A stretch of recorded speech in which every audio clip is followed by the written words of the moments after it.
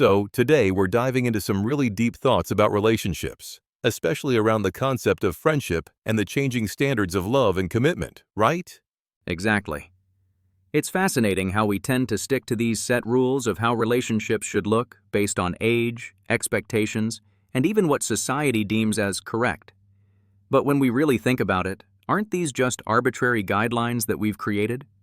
Totally. Take friendships, for example. You can be friends with someone much older or younger than you. There's no age limit. I mean, a 30-year-old and a 70-year-old can be best friends, and there's nothing wrong with that. That's true. In fact, the older I get, the more I realize that it's not about age, it's about what you connect over. If we both need something emotionally or mentally, then it's easy to form that bond. And that bond doesn't always require a certain physical connection either. Like, we don't need to be physically close all the time to maintain a strong friendship or relationship, right? Exactly.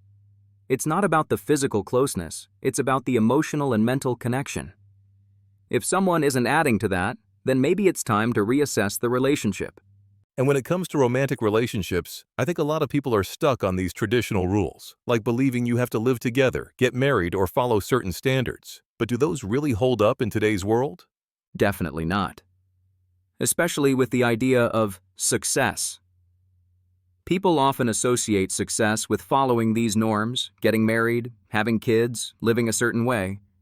But does that really define success? Or is it about personal growth and understanding? Right, that's a big one. And then there's the whole concept of marriage itself. I think the reason many people don't get married today has more to do with mental maturity than anything else. If you're not on the same mental wavelength, no matter how much you love someone, the relationship won't work. That's so true. Marriage and relationships in general are about emotional maturity. You can't just throw two people together and expect it to work just because they fit some ideal. If your mental and emotional states don't align, it's bound to fall apart. And this is where it gets tricky, right? People want relationships based on some form of societal structure. But what happens when the norm just doesn't make sense for you? I think we're seeing a shift away from these traditional views as people start to understand that happiness doesn't come from following old patterns. Absolutely. It's about understanding yourself first. I've always felt like the key to any good relationship, whether it's friendship or romantic, is that you have to understand your own needs and expectations first. If you're stuck on someone else's idea of what love or success should look like, it's just never going to work. So, the idea is to rethink everything.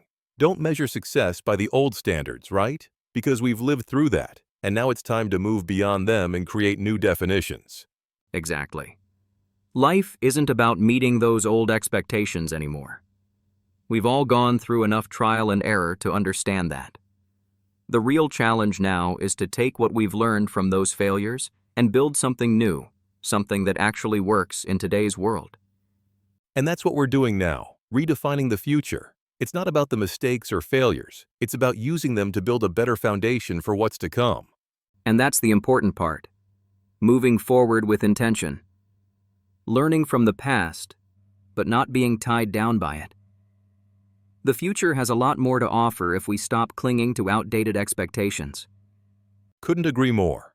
It's all about growth, learning, and adapting to what really works for us, not what others think should work for us. Absolutely.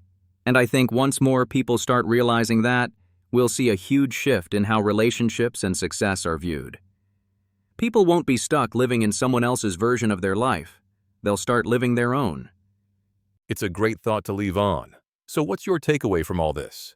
Honestly, it's about freeing ourselves from those rigid expectations.